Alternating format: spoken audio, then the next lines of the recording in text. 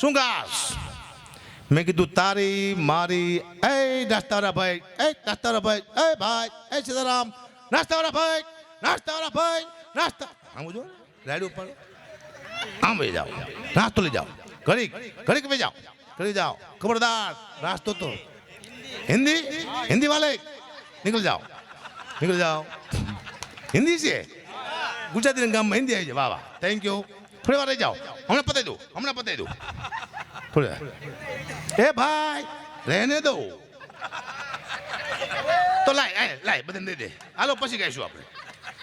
હા દેખો હિન્દી ખરો નો સમજે એના બાપુનો મને આપણું મને જ નહીં. થોડે બેટા हिंदी वाले भाई 5 दिन में आना. हम भी खाएंगे, साथ में मिलके खाएंगे. भूख भूख मारी नाखे दुनियाમાં.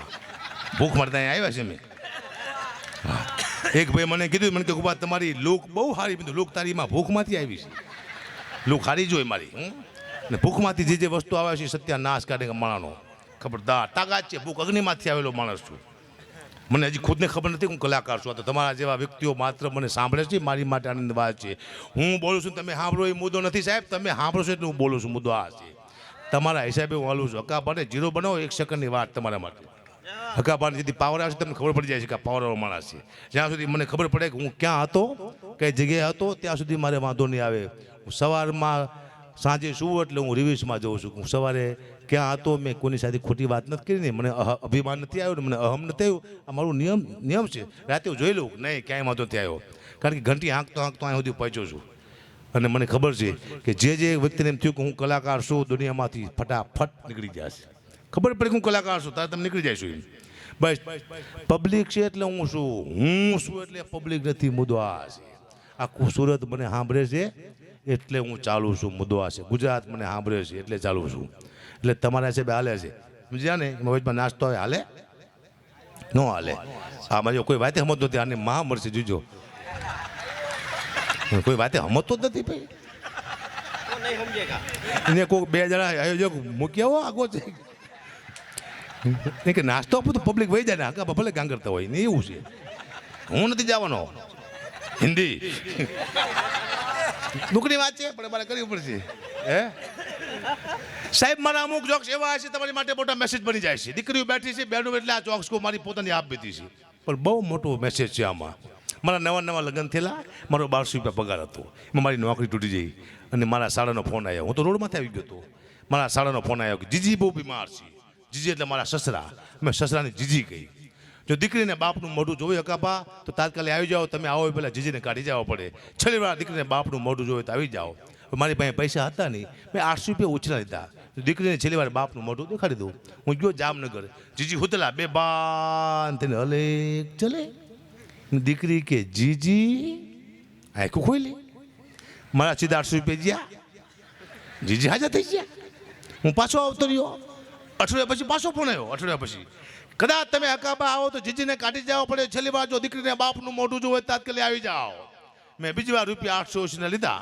હું જો જીજી હુતેલા હો બે બાન હલે ચલે જાણે મળી જેલી ગો પડ્યું એમ. એમની દીકરી કે જીજી આખું ખોલી. 800 મારું 100 રૂપિયાનું બૂચવાઈ ગયું. હું પાછો આવતો રહ્યો. 1 મહિના પછી છેલ્લો ફોન આવ્યો. છેલ્લો ફોન હતો કે જીજીના મોઢામાં તુલસીના પાન નાખી દીધા છે. જીવ 10મા દ્વાર વહી ગયો છે. હકાબા તમે આવો તો કદાચ જીજીને કાઢી જવા પડે. છેલ્લી વાર જો દીકરીને બાપનું મોઢું જોવું હોય તાત્કાલિક આવી જાઓ. મેં ત્રીજી વાર રૂપિયા 880 લીધા. એમની દીકરીને લઈને હું જો જામનગર. જીજી હુતેલા બે બાન તેને હલે ચલે જેમ શ્રીરાજીનો ટીરિયો પડ્યો એમાં. એમની દીકરી કે જીજી આંખો ખોલીને મારું મગજ જ્યું. મેં જીજી તમે નહીં મરો, હું ભાડા કરતી મરી જઈશ. આજ મરો કાલ મરો, મરી જાઓ. મરી ગયા. મને યાદ છે મેં કીધું તરત જીજી મરી ગયા. દુઃખની વાત છે પણ મરી ગયા. પણ સાહેબ મુદ્દો શું હતો? મેં પહેલી વાર તેથી એક દીકરીની તાકાત જોઈ. બાપને 3 વખત જીવતો કર્યો. મરી ગયા પછી કોઈ બાપને જીવતો કરે? દુનિયામાં એક જ પાત્ર છે, માત્ર ને માત્ર દીકરી જે મરી ગયા પછી બાપને જીવતો કરે. 500 ગૌ માથે દીકરી હોય ખબર પડે કે મારો બાપ બીમાર છે, એના બધાય કામ મૂકીને આવ્યું પાત્ર હોય તો માત્ર ને માત્ર દીકરી, બાપની આંખમાંથી 2 આહોણા પણ જેની છાતી થડકો લઈ જાય એવું પાત્ર હોય તો માત્ર ને માત્ર દીકરી. 20 વર્ષે લગ્ન કરીને 2 થાપા મારીને ઘરની બહાર નીકળે, ઘરમાં અંધારું થાતે એવું લાગે, સાચે જેવું પાત્ર હોય તો માત્ર ને માત્ર દીકરી. આનો મને અનુભવ છે. મારી 2 દીકરી છે, મને રોજ ફોન કરે છે, પપ્પા પહોંચી ગયા, ગાડી ધીમી હાંકજો, વહેલા હારે હોઈ જાયજો. આ મારી દીકરી મને આની ચિંતા કરે છે, આને દીકરી કહેવાય. પછી મારા દીકરાનો ફોન આવે છે, પપ્પા લેતા આવજો. શું ખટારો? તમે ભલે આખે પપ્પા ખટારામ કરી જાઓ, પણ મારા માટે ખટાવ લેતા આવજો. આ દીકરો જેની કોઈ ફરમાઈશ ન હોય બાપ પાસે એને દીકરી કહેવાય, અને ફરમાઈશ માથે ફરમાઈશ કરે એને દીકરો કહેવાય. આટલો ફેર છે સાહેબ. કલેક્ટર તો દીકરી છે, IPS તો દીકરી છે, આર્મીમાં દીકરી છે, એરફોર્સમાં દીકરી છે. કઈ એવી નોકરીમાં દીકરી ન હોય? કેટલા લેવલમાં તે દીકરી પહોંચી છે. આ દીકરાને જેટલો પ્રેમ આપો, તમારી દીકરીને આપો સાહેબ, તમારો મનકો સુધરી જાય. આવું પાત્ર છે દીકરી. મુદ્દો આ છે, સાચે વજો પાત્ર છે. મને ખબર ન હોય, આના માટે મને હરામ જો ભરોસો હોય તો નપાસ ન થાય તો હું તમારો ગુલામ થઈ જાઉં. જા નપાસ થઈશ, જા થવાનો. મને કે 10માનું પેપર છે પપ્પા, હું 1 વાગ્યા બહાર આવીશ, તમને છેલ્લું પેપર છે લેવા આવજો. હું લેવાઈ ગયો 1:30 વાગ્યો, પણ મારો દીકરો બહાર નીકળે જ નહીં. મને તેમ તો આવશે તો કલેક્ટર થઈને આવશે એવું લાગ્યું, પણ એવો ને એવો આવ્યો. એક પેપરમાં માથાકૂટ થઈ પપ્પા. મેં ભાઈ એક જ તારું પૂરું કરી નાખશે. પેપરમાં માથાકૂટ કરાય કોઈ દુઃખની વાત છે. હમણાં અમારો માલધારી શિક્ષક થઈ ગયો. આખું વર્ષ છોકરાને એક જ વિષય વાત શીખડાયું, પશુ વિશે. ભેંસ કાળી હોય છે, ભેંસને 2 શિંગડા હોય છે, અને ભેંસ દૂધ આપે છે. બસ આટલું જ છોકરાને શીખડાયું સાહેબે. બીજા સાહેબ પરીક્ષા લેવા માટે આવ્યા બહારથી, અને છોકરાને ઊભા કર્યા કે છગન ઊભો થા બેટા, આપણે આ પ્રાણી વિશે 2 શબ્દ બોલ. છગન કે આપણું પ્રાણી ભેંસ છે, ભેંસ કાળી હોય છે, ભેંસને 2 શિંગડા હોય છે, ભેંસ દૂધ આપે છે. સરસ બેટા, બે જાઓ. મગન તું ઊભો થા, આપણી શાળા વિશે 2 શબ્દ બોલ. મગન કે આપણી શાળા સુંદર છે, આપણી શાળાની બહાર એક ભેંસ ઊભી હોય છે, ભેંસ કાળી હોય છે, ભેંસને 2 શિંગડા હોય છે, ભેંસ દૂધ આપે છે. સાહેબ કે બેજા સાલા એક ને એક વાત કરે છે. બેટા માધવ તું બહુ તમારા દીકરા, આપણા વડાપ્રધાન વિશે 2 શબ્દ બોલ. માધવ કે આપણા વડાપ્રધાન નરેન્દ્ર મોદી છે, એ ભેંસનું દૂધ ખાય છે, ભેંસ કાળી હોય છે, ભેંસને 2 શિંગડા હોય છે, ભેંસ દૂધ આપે છે. અને સાહેબ ત્યાંથી કંટાળીને ગાડી લઈને ભાગ્યા બિચારા. તો બહાર જઈને સાહેબ સીધા ભેંસ હારે ભટકાળા. સાહેબ કોમમાં વહી ગયા. મહિના પછી સાહેબ ભાનમાં આવ્યા, અને સાહેબને કોઈ પૂછ્યું સાહેબ શું થયું? કે ભેંસ ભટકાણી, ભેંસ કાળી હોય છે, ભેંસને 2 શિંગડા હોય છે. બાળા દીકરા સાહેબને ચાલુ કરે. બોલો, અદભુત છે. હમણાં એક આપણા શિક્ષક સાહેબ રિટાયર થયા પછી સાહેબને વિચાર આવ્યો કે ના મેં કોઈ તમાકુ ખાધી, ના કોઈ બીડી પીધી, મેં જીવનમાં કોઈ જલસા ન કર્યા. આવો સાહેબને વિચાર આવ્યો શિક્ષકને. અને સાહેબ જ્યાં કે હું રિટાયર થઈ ગયો, હવે મને ક્યાં કોઈ ઓળખે છે, મારી બધી છાયું પૂરી કરી લો. આવો સાહેબને વિચાર આવ્યો. સાહેબ જ્યાં દુકાને કે 2 રૂપિયાની તમાકુ આપો. બોલો છોકરો કે સાહેબ તમે અહીંયા ક્યાંથી? કે તું કોણ? કે હું છગન, તમારા ભેગો 9માં ભણતો. સાહેબ અહીંયાથી ભાગ્યા કાંઈ હજી આપણને ઓળખે છે. જ્યાં બીજી દુકાને 2 રૂપિયાની તમાકુ આપો. બોલો છોકરો કે સાહેબ તમે અહીંયા ક્યાંથી? કે તું કોણ? કે હું મગન, તમારા ભેગો 12માં ભણતો. સાહેબ અહીંયાથી ભાગ્યા હજી અહીંયા આપણને ઓળખે છે. છેલ્લે સાહેબ મરી ગયા, ઉપરી ગયા. તો ભગવાને કીધું કે સાહેબ તમારું પુણ્ય બહુ સારું છે, તમને 15 મિનિટનું સ્વર્ગ આપવાનું છે, તમારી કોઈ છેલ્લી ઈચ્છા ખરી? સાહેબને એમ થયું કે અહીંયા કને મને અહીંયા કોણ ક્યાં કોઈ ઓળખે છે, તો અહીંયા તો મારી બધી સહી પૂરી કરી લો. સાહેબને વિચાર આવ્યો. સાહેબે કીધું ભગવાનને કે ભગવાન મેં એવું સાંભળ્યું છે કાંઈ અપસરાયું હોય? કે હા અપસરાયું હોય, બસ મારે અપસરા જોયું છે. કંઈ વાંધો નહીં. ભગવાન કે સાહેબને લઈ જાઓ સ્વર્ગમાં, અપસરા બતાવો. અને સાહેબ ગયા સ્વર્ગમાં, અને ઉપરથી ખારા કરતી અપસરા નીચે ઉતરી આવ્યું કે સાહેબ તમે અહીંયા ક્યાંથી? સાહેબ કે તું કોણ? કે હું કાંતા, તમારા ભેગી ત્રીજામાં ભણતી. કે અમુક માણા મરી જાય તો શાંતિ નો, શું વાત કરો? અહીંયા કાંતા અહીંયા ઊભી હતી વાજુ સાહેબની. દુઃખની વાત છે પણ કરવી પડશે. હા હમણાં હું જો અહીંયા મણિનગર મારો મિત્ર છે રાકેશને ઘરે હું, એટલે હું જો પેલા લોકો છોકરા બધા નક્કી કરતા હતા કે આપણે કાંકરિયા જવું, ચલો સિંહ વાંદરા ને વાઘ ને આવું જોવા માટે. હું જો તો આખો પ્રોગ્રામનો કેન્સલ થયો. હકાભાઈ આવ્યા, હકાભાઈ હું બેઠો, ચા પાણી મૂક્યા, પણ છોકરા રહોડામાં રાડ્યું પાડે. મમ્મી હાલો કાંકરિયા વાંદરા જોવા જવું છે, મમ્મી હાલો કાંકરિયા વાંદરા જોવા જવું છે.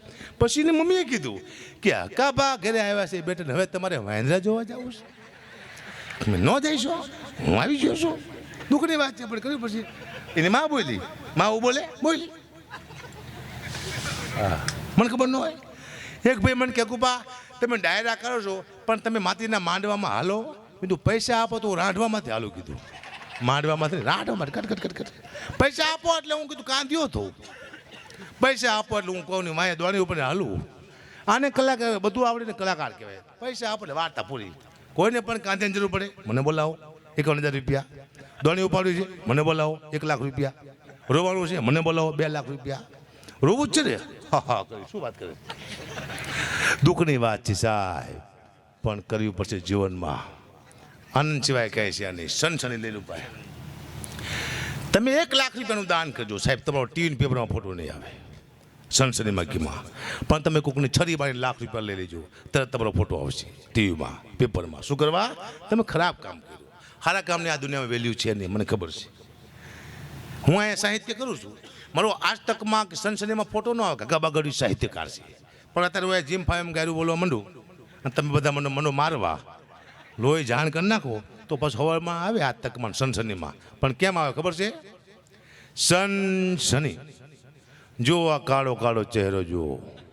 આ છે સાહિત્યકારના ભેષમાં શેતાન જે હમણાં જ કરતો હતો મહાભારત અને ગીતાની વાતો અને અચાનક મને ગયો બોલવા ગાળોને પબ્લિકે ચખાડ્યો મેથી પા.